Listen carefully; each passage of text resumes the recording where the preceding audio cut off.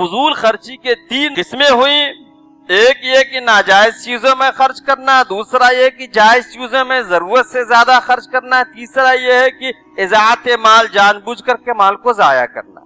اب ہمیں یہ دیکھنا ہے کہ فضول خرچی کی جو یہ لت ہے، یہ جو بری عادت ہے، یہ لگتی کن وجوہات کی وجہ سے، اس کے اسباب کیا ہو سکتے ہیں. اگر اسباب ہماری نظروں کے سامنے ہوں گے اور ہمارے دل میں خدا کا خوف ہوگا، رسول اکرم صلی اللہ علیہ وسلم کے بتائے ہوئے راستے پر چلنے کی طلب ہوگی، تو اسباب کے معلوم ہونے کی وجہ سے ممکن ہے کہ ہم وہ چیز چھوڑ دیں. تو کئی اسباب ہو سکتے ہیں، جس میں سے ایک سبب یہ ہے اعتدال کی راہ سے ہٹ جانا. ہر چیز میں اعتدال ہونا چاہیے. کسی سے دوستی ہو تب بھی اعتدال، کسی سے دشمنی ہو تب بھی اعتدال، کھانے پینے میں بھی اعتدال، چلنے پھرنے میں بھی اعتدال، یہاں تک کہ عبادات میں بھی اعتدال ہونا چاہیے. با خدا دیوانہ باشی، با محمد ہوشیار. تو اعتدال کی راہ سے ہٹ جانے کی وجہ سے انسان اسراف کا اور فضول خرچی کا شکار ہو جاتا ہے.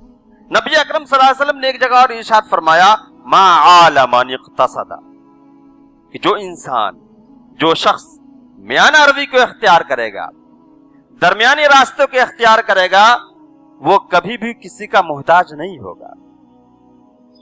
دوسرا سبب فضول خرچی کا وہ یہ ہے کہ خدا کی دی ہوئی نعمتوں کو، خدا کے دیے ہوئے مال کو ہم اسے اپنا مال سمجھ لے رہے ہیں. یہ ہماری خام خیالی ہے. ہم میں سے ہر ایک نے اس بات کا اندازہ کیا ہوگا کہ ہمارے درمیان کتنے ایسے لوگ ہیں جو ذہین ترین انسان ہیں، لیکن دیکھیے فقر و محتاجگی کی زندگی گزار رہے ہیں.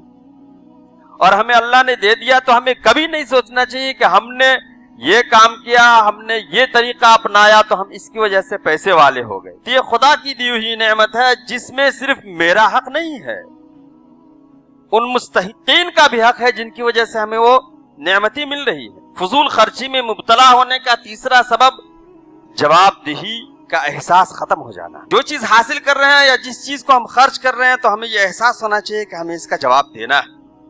چوتھی چیز جو فضول خرچی میں مبتلا ہونے کا سبب ہے وہ یہ ہے کہ دنیا پرستی. ہم نے دنیا کو مقصد سمجھ لیا، اور جب دنیا کو انسان اپنا مقصد حیات سمجھ لیتا ہے تو پھر غم اور پریشانیاں بہت زیادہ آتی ہیں. اس کی وجہ کوئی بھی مسئلہ ہو تو فوراً ادھر ذہن جاتا ہے. اور اگر یہ احساسوں کو مرنا ہے، خدا کے یہاں حساب و کتاب دینا ہے، یہ سب آنی جانی چیزیں ہیں، فانی ہونے والی چیزیں ہیں، تو پھر وہ غم نہیں رہتا. دنیا کو مقصد حیات سمجھنے سے دوسرا ایک نقصان بہت بڑا یہ ہوتا ہے کہ وہ انسان تنگ نظر ہو جاتا ہے. اس کی نگاہیں صرف دنیا تک محدود رہتی ہیں. مرنے کے بعد کیا ہونا ہے اس کا احساس نہیں رہتا ہے. اسی طریقے سے فضول خرچی کے اسباب میں سے پانچواں سبب یہ ہے احساس کمتری. یہ احساس کمتری بہت ہی مطلب یہ ہے کہ انسان کو پستی میں ڈال دینے والی چیز. احساس کمتری ہوتا کیوں ہے؟ ہم نے معاشرے میں کسی کو دیکھ لیا کہ وہ زیادہ پیسے والا، اپنی بیٹی کی شادی میں اس نے اتنا زیادہ خرچ کیا، اپنے بچے کی شادی میں اتنا خرچ کیا. ہم اس حیثیت کے نہیں ہیں تو ہم کہیں سے انتظام کر کے، چاہے قرض کر کے یا حلال طریقے سے حاصل کر کے، اپنے اس احساس کمتری کو ختم کرنا چاہتے ہیں اور اس سے برتر ہونے کی کوشش کرتے ہیں. حالانکہ ایسی چیزیں جو وہبی ہوں اس میں زیادہ پریشان نہیں ہونا چاہیے. وَلَا تَتَمَنَّوْا مَا فَضَّلَ اللَّهُ بِهِ بَعْضَكُمْ عَلَى بَعْضٍ. اللہ تعالیٰ نے تم میں سے کسی کو کسی چیز میں فضیلت دی ہے تو اس کی تمنا نہ کرو کہ ہم بھی ویسے ہو جائیں. کوشش کرنے والی چیز ہے، کوشش کیجئے. حاصل نہیں ہوئی تو پھر یہ نہیں کرنا چاہیے. نحن قسمنا بینہم معیشتہم فی الحیات الدنیا. ہم نے دنیا کی زندگی میں ہر ایک کی معیشت کو تقسیم کر دیا، اور اس سے بہتر تقسیم کرنے والا کوئی نہیں ہو سکتا.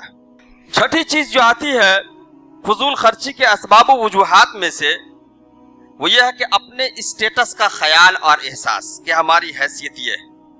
یہ چیز جب دل میں پیدا ہوتی ہے تو پھر نمود اور نمائش دل میں پیدا ہوتی ہے، اور نمود اور نمائش اسلام کی نظر میں یہ مذموم ہے، مناسب نہیں. اور ساتویں چیز جو آتی ہے اسباب و وجوہات میں سے وہ یہ ہے کہ سنت رسول اکرم صلی اللہ علیہ وسلم سے دوری. ہم نبی اکرم صلی اللہ علیہ وسلم کی زندگی کو دیکھیں، آپ صلی اللہ علیہ وسلم نے کس طریقے سے زندگی بسر کی ہے، آپ صلی اللہ علیہ وسلم کے زیر تربیت جن لوگوں نے اپنی زندگی کو گزارا ان کی زندگی کیسی تھی۔ تو یہ 6-7 ایسے اسباب ہیں جن کی وجہ سے فضول خرچی میں انسان مبتلا ہوتا ہے۔